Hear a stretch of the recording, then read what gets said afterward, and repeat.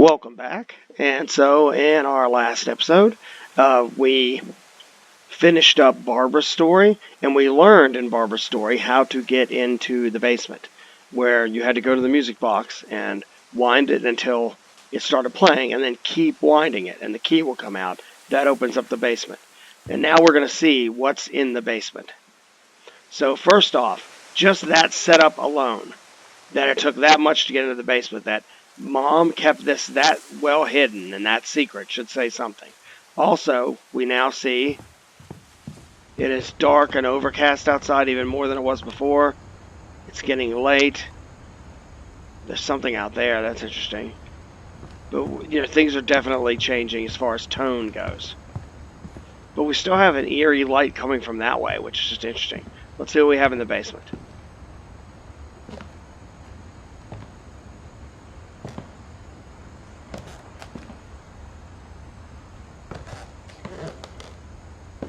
Pool table. Too bad I can't play pool, on the table. That'd be fun. Alright, this is the workshop. Mom said the basement was off limits, unless I wanted another tetanus shot. This is where Sven cut himself in the previous story.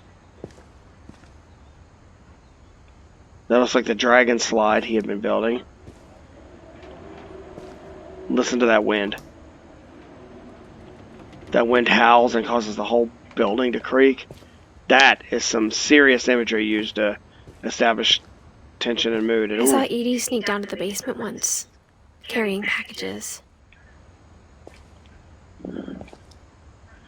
She had to come down here for something. I thought maybe she was hiding presents. Alright, let's check the fridge. Why not?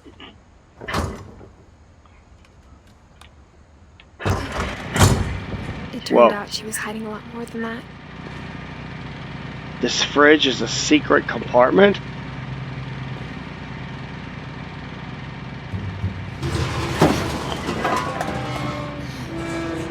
You can hear the generator going. It's a cave. I remember asking Mom once about where Walter had gone.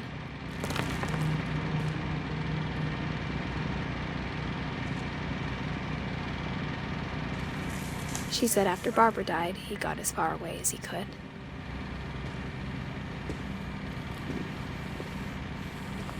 Here we go. It's like a survival bunker. If there's a pattern in all these stories... A pattern in all these stories, kind of like what you're putting in your stories. I think it's that none of us has gotten very far. Wow. Sink. Alright, there's Walter's 1952 to 2005. We'll have to check his story out in a second. But there's a whole room down here. And what do we have? More books. A more reasonable number, but even then, that's a lot of books. Okay, let's see what we have. Let's check out Walter's story.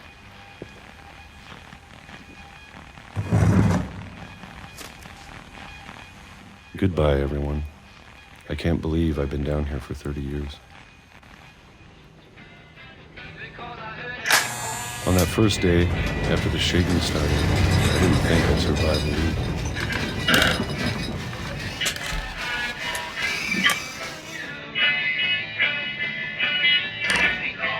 But after a few days, I settled into a routine.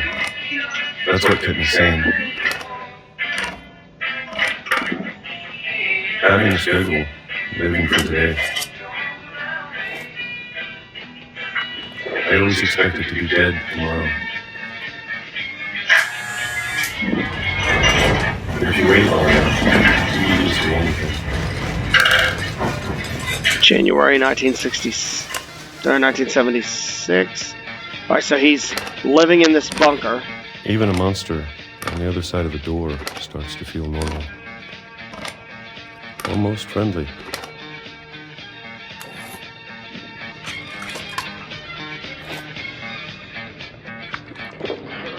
And then one day, everything just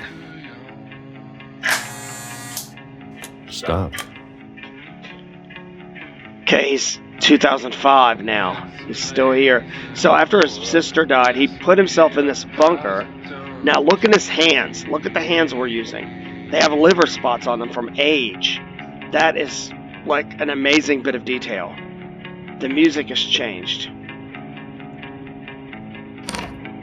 Whatever that thing was, it was gone. Maybe it got tired of waiting. Or maybe I just got tired of being afraid.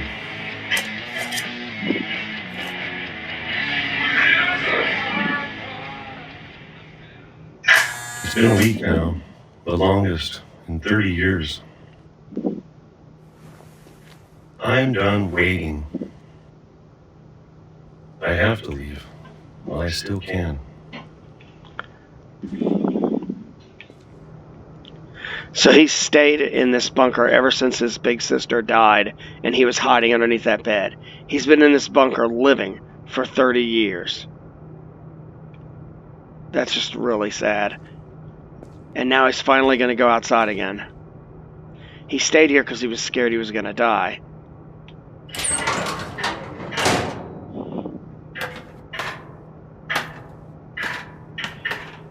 In the end, though, when you bury yourself in a hole in the ground, aren't you dead anyway? Okay, let's see what we find. I know it's out there somewhere. This is really good for tone and mood too. The darkness, Whatever killed Barbara. the mystery, whatever Molly. killed. So he feels like there's something out there that's actually killing his family. Because Molly died, Barbara died. And that's just the beginning. And Calvin. Calvin, who we haven't even learned much about yet. What's this? Maybe this is all a mistake. But I need to stop living the same day, even if it kills me.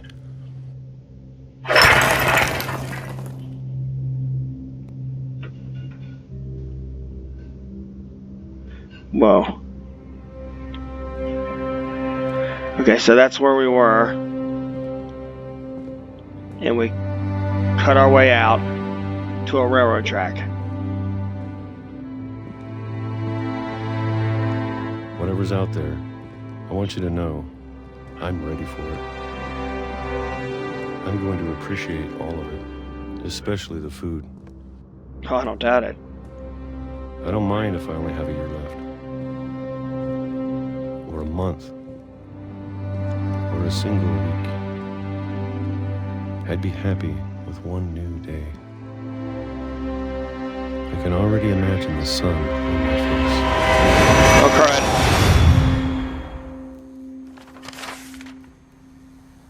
Oh my. So he stops living in the bunker. Walter died when I was 6. I can't believe my mom never told me he was down here. So he lived down there all this time. His sister Molly died. His sister Barbara died. His sister Calvin, or his brother Calvin had died. His brother Sam had died. He was the last one, and he lived in a bunker for 30 years. And then when he finally leaves the bunker, he's hit by a train and dies. They were not kidding when they said this family was cursed. I'm sure my mom was trying to protect me.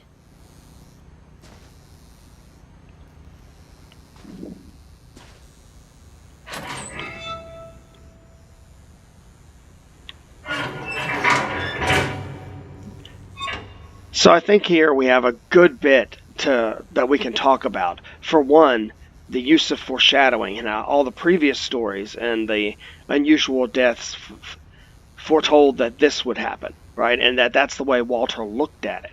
So that's fascinating. In addition, this is sort of a metaphor on life when you think about it. Like, whenever you lock yourself up like that and don't go out and experience life because you're scared you're going to get hurt, you're just hurting yourself.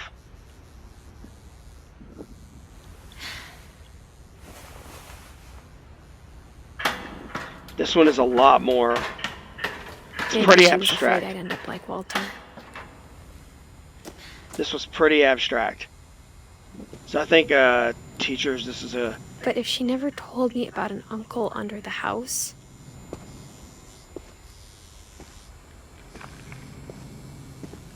I can only imagine what else she was hiding. Now there's a great, tantalizing bit of foreshadowing. I don't want to make the same mistakes she made. And unfortunately, this is closed off. I kind of wish I would have went down there during the actual gameplay, but all right. Trying to bury something that's still alive.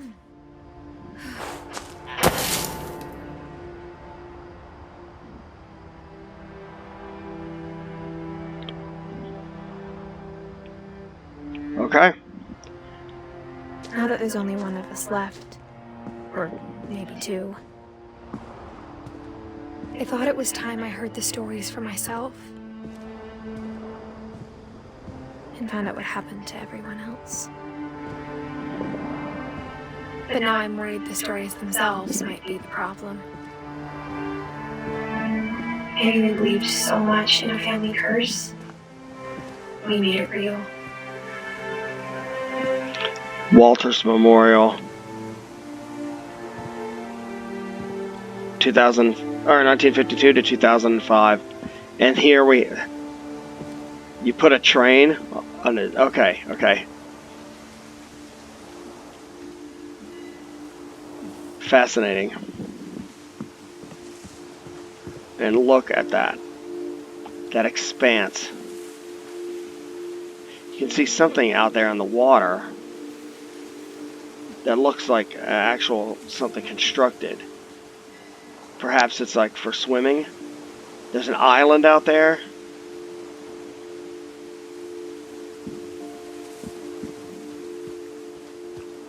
I don't know if I should even be writing this.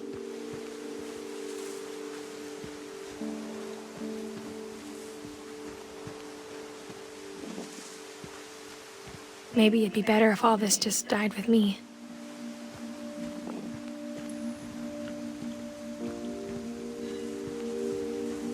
But I thought you should know about your family. Okay. And this is our first real hint that we may not actually be playing as Edith. And the history you're a part of.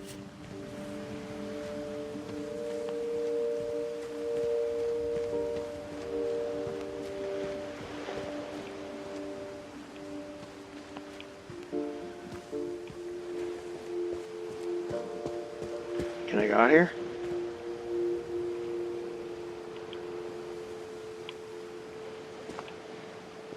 No. Come on.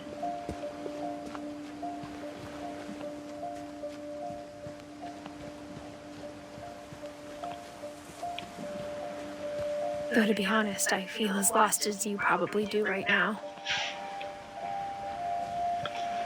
The old docks. I think the people in these stories believed them, for what that's worth. Which this goes to as a testament to what storytelling is. That it is the way we pass on our identity.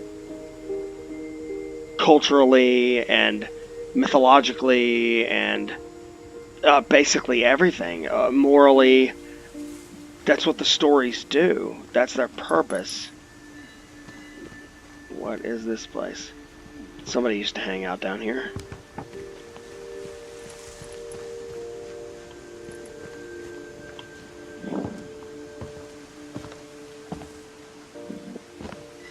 Makes you wonder, if you were to tell a story about that reflected your cultural values and beliefs, what would that story be like? And when you look at the house, that history of imagination and stubbornness and madness, any of it seems possible.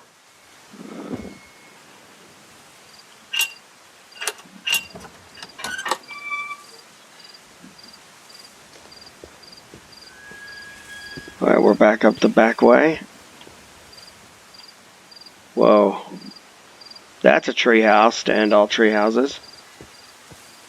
I think we've been surrounded by death for so long, we've just gotten used to it. What kind of family finishes building a cemetery before starting the house? That's disturbing.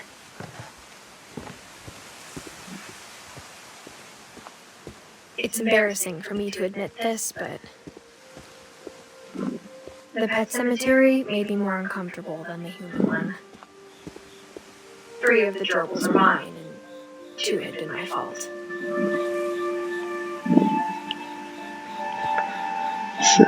Shotzi, Shadow, Oliver, Christopher, Bob. Wait. Derpy Jr., Derpy, Burpy, Chirpy, Furpy, Lurpy, and Zerpy. Zoe, Coco, Tucker, Charlie, Daisy, Lucy. A lot of pets. Sven built the house, but it was Edie who designed the cemetery. Molly Finch. Calvin Finch. Saw his story. Sven Finch. Edie Finch. Walter Finch. Barbara Finch.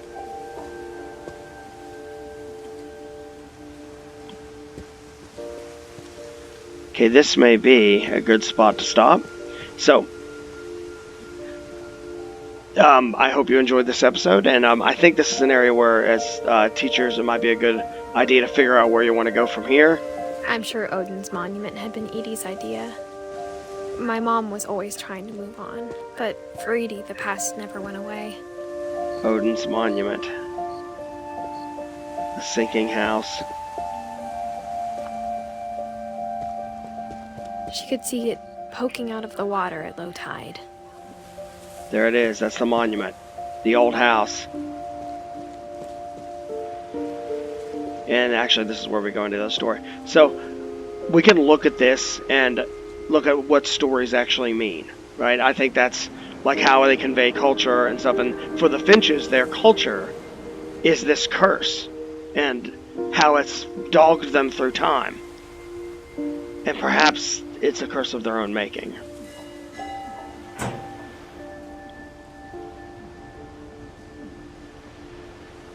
Edie said she dreamed about the old house every night. There's the old house.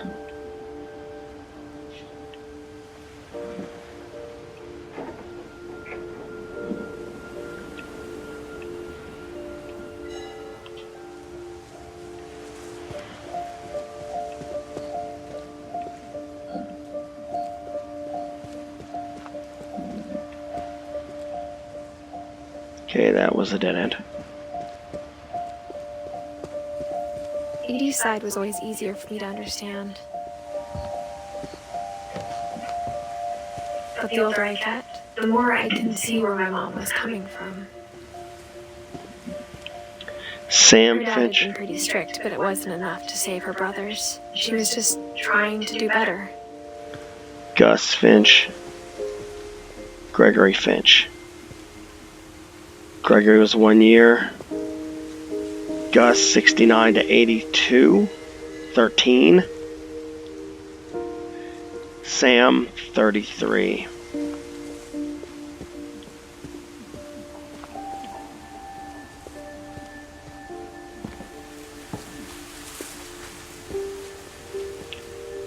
Milton Finch 1992, but we don't have a death date because he's the one that disappeared. Sanjay Kumar, 66 2002. She lost 2 of her brothers, just like I did. I get why she tried so hard to protect us. Lewis Finch. But our There's so mystery. many things I wish I could ask my mom now. Part of me thinks this is what she wanted all along. For me So- to come back someday and find everything out for myself. And I think this is where we're about to get into something new.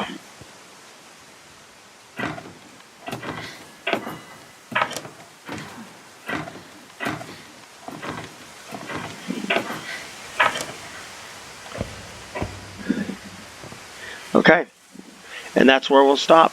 So I think this would be a good place to have a discussion about what stories carry the beliefs of your culture, like your cultural values and things like that.